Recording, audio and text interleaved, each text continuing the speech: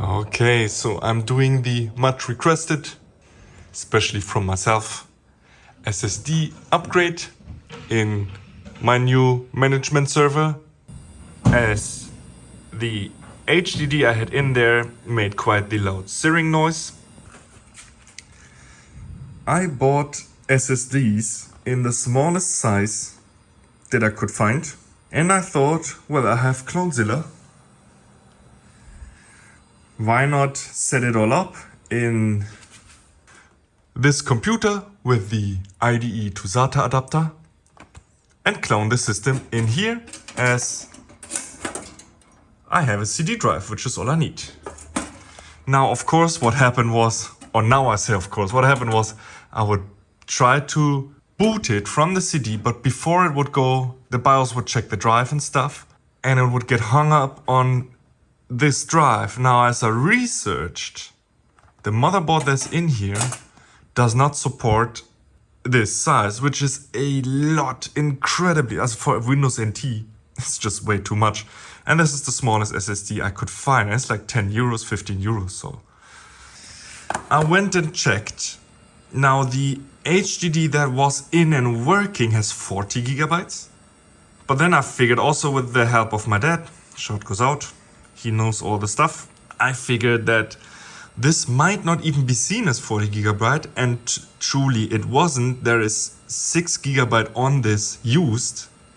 And from what I could see in the motherboard, like in the BIOS, I could configure the motherboard to a maximum of 8 gigabytes per drive. So 128 gigabyte is just 120 gigabytes too much. So I'm trying the easy way now. I have this computer with a motherboard that handles everything just fine. So I cloned the drive in here and was cloning this partition table as well, which is going to tell the BIOS, hey, I'm not that big, don't worry. And I hope it works. So here I have Clonezilla working. I'm gonna set up the new drive, and we hope that it runs the management server on an SSD. Let's go. Okay.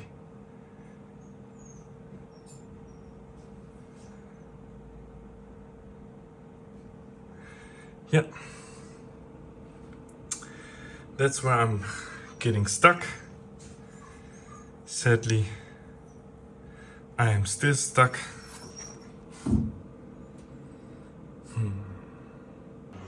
Whoa!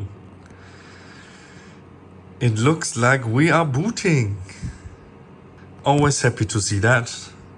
But this time, especially because, and I don't know if you can hear it. Yes, we're running off an SSD. Now this was quite the adventure and took me much longer than I wanted. Here we are, cool stuff. I bought these SSDs first, super cheap, 15 euros, only to figure that the BIOS would not recognize these as they were simply too large, and I tried to lessen that amount with several tools. No success. So I bought these bad guys. You see, 40 gigabytes, exactly the size we had before. And as far as I know, the maximum size that the motherboard can handle. So yes, I copied the system over. We're running. You can see it logging into the system. Great stuff. So cool.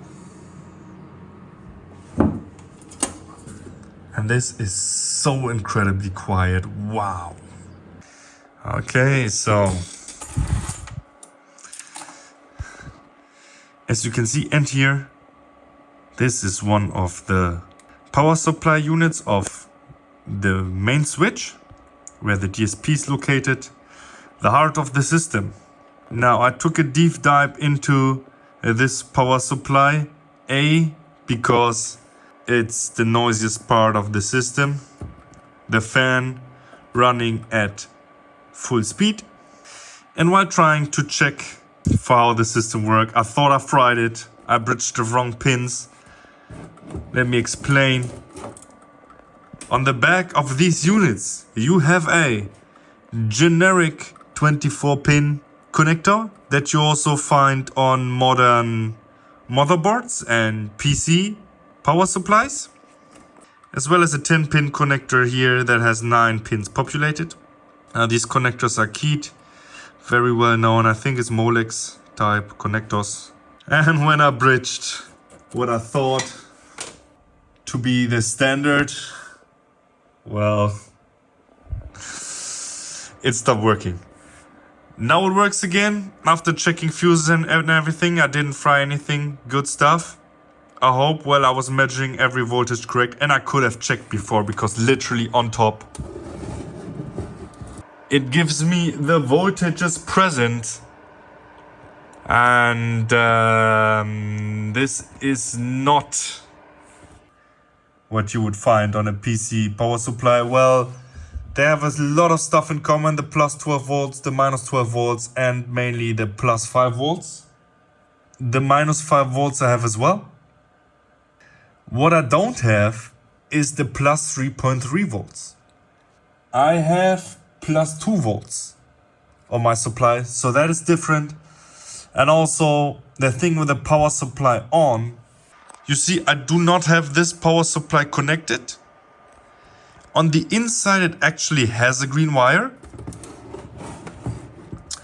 But even with nothing connected, I have all my voltages present on the connectors. So whatever that is, now why am I doing all this, you might ask? I'd love to have these replaced with a modern power supply. These things are quite old, these things are messy inside. All kinds of dust still after I cleaned them several times, and noisy. My dream would be to have these external. So right now they're all sitting in a cage right under the DSP. And this DSP is generating a lot of heat. Also there is heat coming from these supplies down here, which are also quite stacked, right? So if I could have them maybe somewhere else, maybe with a bit more space, right? I could see if I could get passive cooling. If you remember the power supply bricks from the console, inside here, of course they're passively cooled because they're in the control room, right? This stuff would go into a server room. But also you see that the passive cooling takes up almost, it's not half of it, but it's more than a third of the space this module occupies. I mean, the question is, if I would get something like this attached to here, maybe taking 2 spaces, would I be able to not have the fan running? What I'm first gonna do is I have this run and I get my thermal camera attached to see on what points of the chassis I am generating heat. And I can already feel some. And then the question would be, can I find a better way to have this maybe cooled passively, right? This fan has its own thermostat and I put it right between the fins of the cooling Kühlkörper, I would say. It has something like this inside, a heatsink or whatever.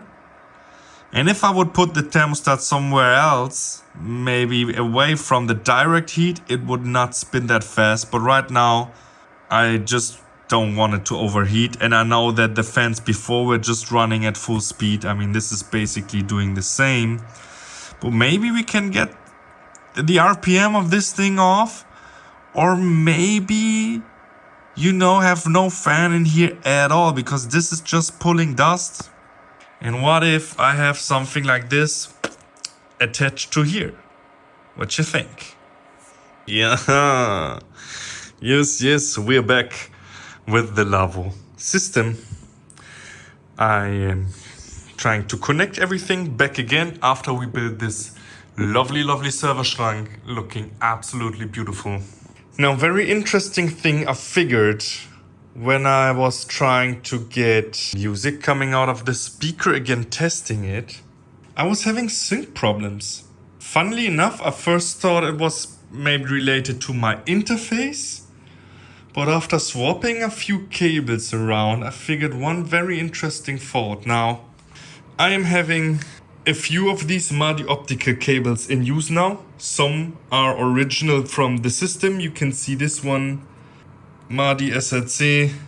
This was probably used for a DAW connection with a sample rate converter they used. More on that later. On the others, management server, for example, and I used it for the mixer. Whatever, here's a few pink ones. I bought these. Now, what I did not quite understand yet, but it might make sense in a second, is that the whole system has a dedicated interface unit for sync. It is this box down here, sync interface. And this is like every other unit. I mean, this above is a monitoring unit, which is basically a D-to-A with some controls and output for the meter. But just like the other mic line inputs and D-to-A outputs, it is connected with an MADI stream, symmetrical stream via 9-pin D-sub. That's the standard they used. Now, you can see here with the MADI units, most of them are these 9 pins directly, and then we have a few opticals here that are being used for DAW connections, making absolute sense as this fits with the optical of my RME. And the 9 pins are being used for their own interface units, as they have these 9 pins. Now, this sync unit was being fed with an optical that then had a converter, special Lawo converter, from optical to 9-pin. Now these things, Lawo told me, I was trying to get these earlier to maybe use some of the interface units standalone. Did not work. But Lawo told me these things were above 100 grand, these little boxes. Now my question is, and has always been, why didn't they just go for a 9-pin connection to use with a sync interface? I don't know. But the sync interface always had its own MADI cable, and it was the longest of the bunch. This one here. Also a weird one, as it did not have the double housing. And I clamped this here to remember which side. Now, because it is the longest, I wanted to use this, even though it always has been used for the sync interface. I wanted to use this with my RME.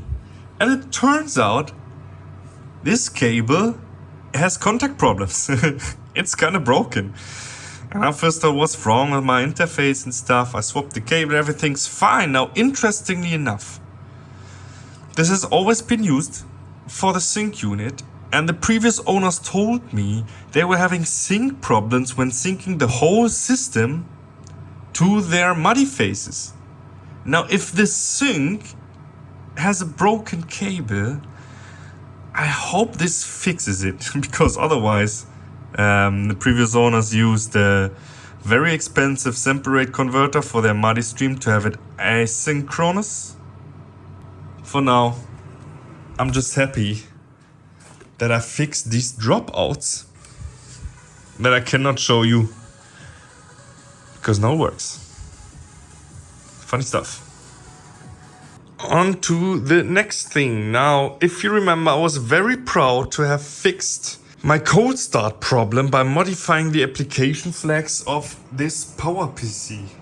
It turns out that I'm still cold starting.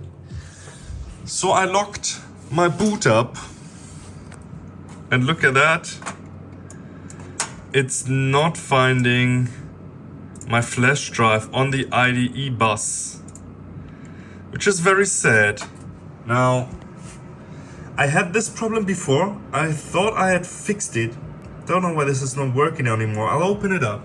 But this lock is giving us all kinds of cool other stuff. Now, if we scroll down here, yeah, it's not finding the warm data file. It's trying to load the config system, which is nice because that's telling us which files it's loading from the GUI PC actually, where the configuration is which units it expects, and then probably where, which would be my next step, right, to configure which units. And then it's giving us a lock on that, how many signals, except there was the max count and whatnot.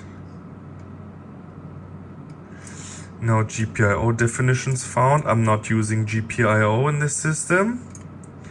Serial definitions. Audio generator. That is sad. I would love to have an audio generator in my system, like an oscillator, but I don't know how to configure this yet. Maybe I learn later. Multi-ports accepted 12. That makes sense because I have 3 units times 4 ports. Yes, yes, yes, yes. Title snap 0, 0. Yeah. DSP redundancy. Yeah. This one I know before. It's not finding a Sigma user.smc. And then, yeah, all my interface units that he's not finding. And then, oh yeah, and that's interesting because he's giving me error ID on no clock. Waiting for GUI connection. Error ID clock. Action 10 reason 0. Also interesting, and I think I remember when I started the GUI that it's giving me a warning about the clock as well, and then he falls back onto something. So I'll look into that as well. Okay. So I swapped around a bunch of things and he's finding the disk. Awesome. Now, as far as I tested it, the disk had to be in the lower slot. If I put this in the upper one, it did not see it, right? I will test the smaller one as well. This is the bigger one. I had 2 disks. This one with a mere 16 megabytes. The other one with 128. But if I look at this size, it may not read all of the 128. I don't know. But yeah, happy that this works. No data loaded. Yes, there's probably no data stored. Yeah, let's see where we go from here. Awesome. Hello and welcome back. Now, after we hopefully finally fixed the warm start issue, let's do a boot up of the system a day later. And there is 2 things I want to show here. First is if the warm start is working. And second, just how the system boot ups, what happens, at what time, how the components talk to each other. And then, of course, I will be measuring the time it takes. Now, I have logic here, which will count for us. Could also use my watch, to be honest, but I like this digital display here. Let's get the watch going.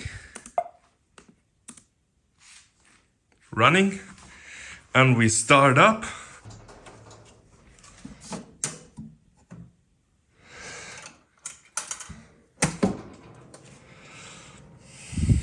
All of this. Now, this switch has a boot up system where it will check a few things.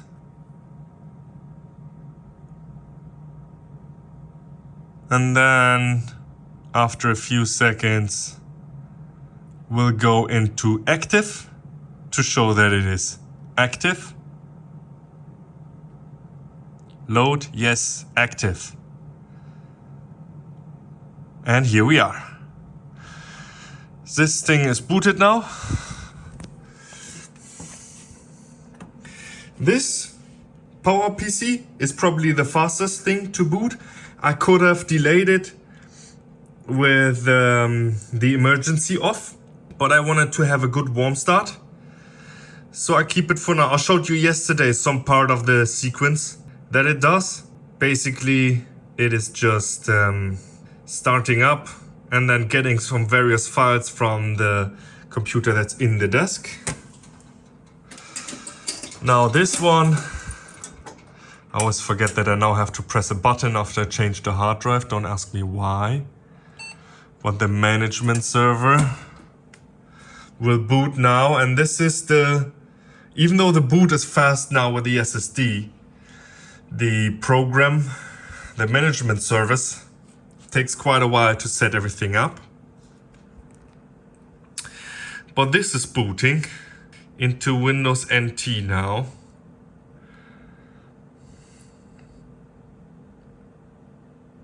Yes. While this is booting, let's start up the console.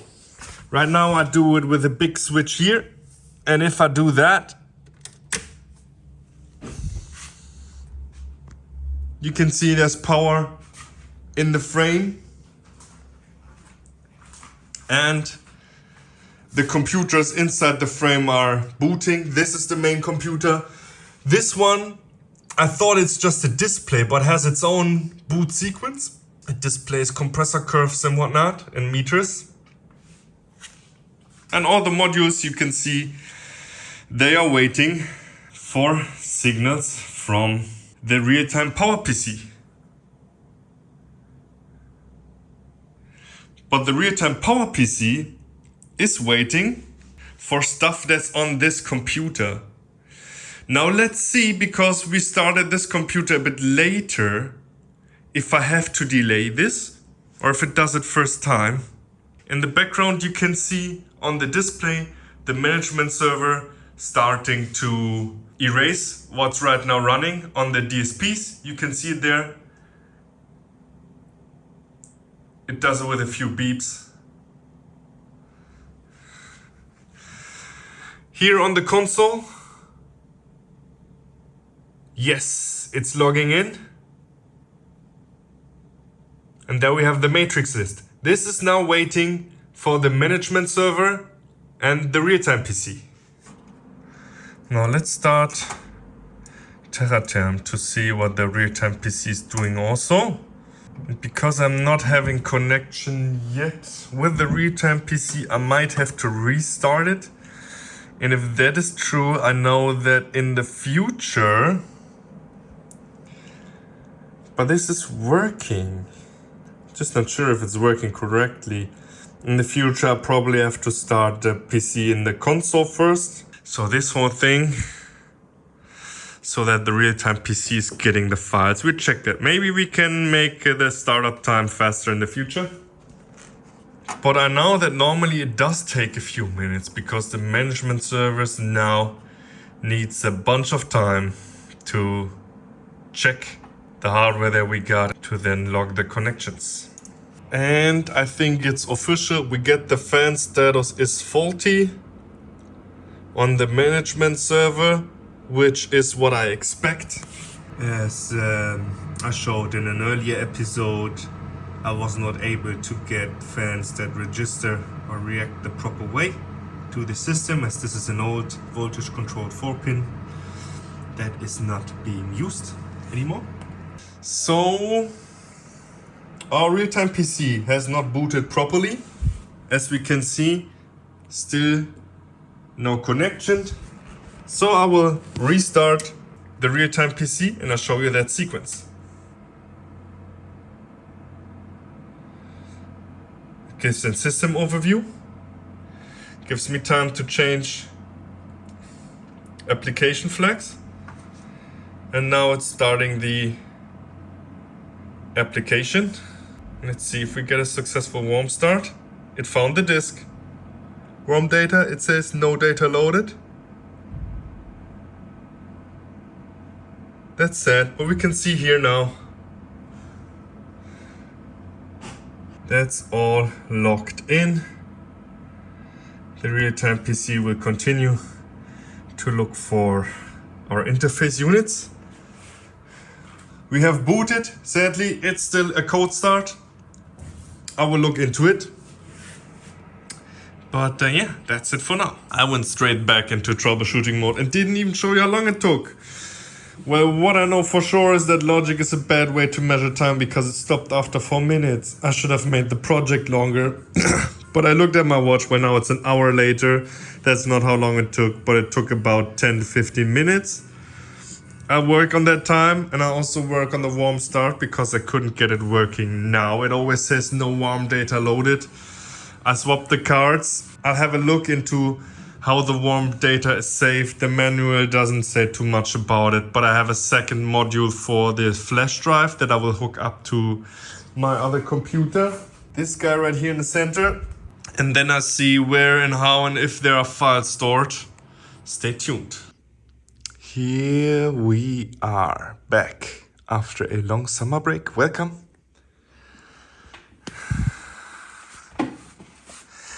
And this is what we are going to do today. You can see here the old Akku pack from the Power PC. It is needed to keep power up in case of a power outage for up to 2 seconds, which is not a lot for the PC. Also, when the power is cut, it sends a signal that the PC, when shutting down, saves the current data so that when the system is rebooted, the console is in the state this system was powered off, no matter if you press the save or not. So this occurs on power off. And then this guy is needed to drop the save file. Now these ones are worn out. They had a label on them refreshed in 2007, which is 17 years ago. So this one measures 12 volts and that got me confused, and that's why it took me so long, because I found these battery packs and they had 12 volts each. These are cascaded to originally 24, but they was giving me 12. So I first thought like, well, this is weird. Then I was measuring the voltage that is used to charge these and it was 29. So 24 volts it should be. These one have 24 volts together. They come charged already, which is nice. And I will now transfer the loom and the connection to cascade the two 12 volts to 24 over to this pack. And then maybe if we are lucky, we will get the first warm start of the system, which yeah, I'm very much looking forward to. Stay tuned. Okay, we're booting, and I think this is important, the message I get here on the board. Initialization, reason no data from the control system. Cool to see it here.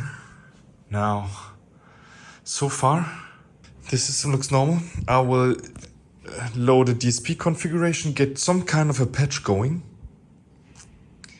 And then once everything is up, I will reboot the real-time computer and see what it says.